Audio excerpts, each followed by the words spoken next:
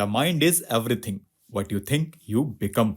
Namaskar. Welcome to PT Pointers. And in this video, we will cover major headlines of the Hindu, Indian Express, and Press Information Bureau. So, without wasting any time, let's start today's discussion. Now, slum dwellers in New Delhi will get over 3,000 flats under Pradhan Mantri Awas Yojana Urban. It was launched in 2015 to provide an all-weather Pakka houses to eligible beneficiaries across all urban areas. And these houses would have basic amenities like kitchen, water supply, electricity and toilet. It is a demand driven scheme and government has not fixed any target for construction of houses. The scheme promotes women empowerment by providing the ownership of the houses in the name of female member or in a joint name. Our next headline is related to coal gasification. Now recently Union Cabinet approved rupees 8500 crore incentive scheme for coal gasification projects. Now what is coal gasification? So friends, in gasification process, coal is partially oxidized by air, oxygen, steam, or carbon dioxide under controlled conditions to produce a liquid fuel known as syngas, which can be used for power generation and to make methanol as well. Now, what is the importance of gasification? So, friends, adoption of gasification technology in India is expected to reduce the country's reliance on imports of natural gas, methanol, ammonia, and other essential products. Now, recently, government approved a new treatment regime for leprosy, which is a chronic infectious disease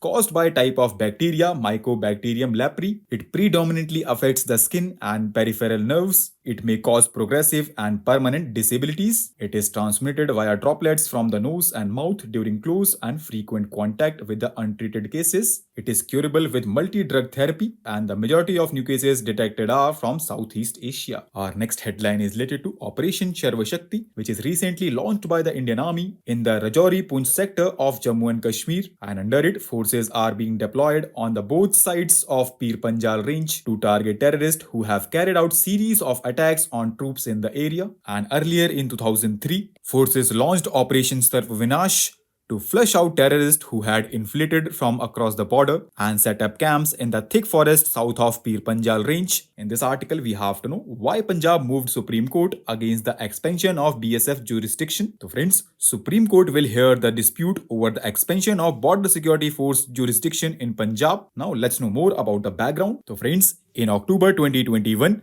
Ministry of Home Affairs issued a notification expanding the jurisdiction of the BSF in Punjab, West Bengal and Assam. And according to ministry, this expansion was in response to the increased use of drones and unmanned aerial vehicles which have long-range capabilities and enable surveillance and smuggling of arms and fake currency. And this move was challenged by the Punjab government in Supreme Court. As you know, Supreme Court has original jurisdiction in disputes between central and state governments under Article 131, which means cases of this kind can only be heard for the first time at the Supreme Court. And here Punjab government claimed that expanding jurisdiction of BSF would compromise the state's exclusive power to legislate on matters involving the police and public order, and it stated that these powers are provided in entries 1 and 2 of the state list under Article 246 of the Constitution. Now let's know about BSF. So friends, it was created after an enactment of the Border Security Force Act in September 1968, and it is meant to secure India's borders with its neighboring nations and is empowered to arrest,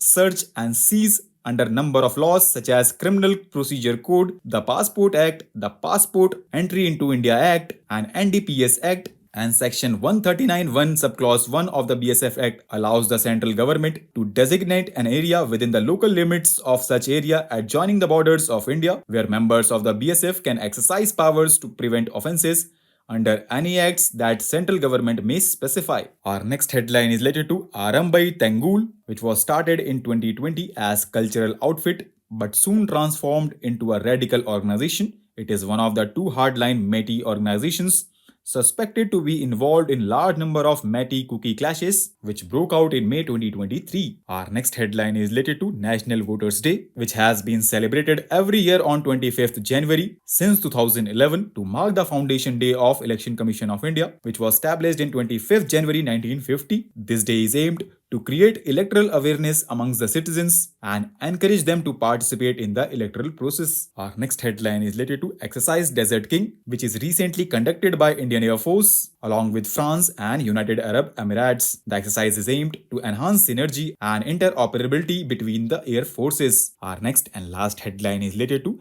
Investment Forum for Advancing Climate Resilience Agri-Food System in India, which is recently launched by Niti Aayog, Ministry of Agriculture and Farmers Welfare, and Food and Agriculture Organization of the United Nations. It aims to develop an investment and partnership strategy to advance climate resilient agri-food system among the government, private sectors, farmers organizations and financial institutions in India. So with this, let's conclude our today's discussion. Thanks for listening, and for regular updates, you can follow us on various social media platforms.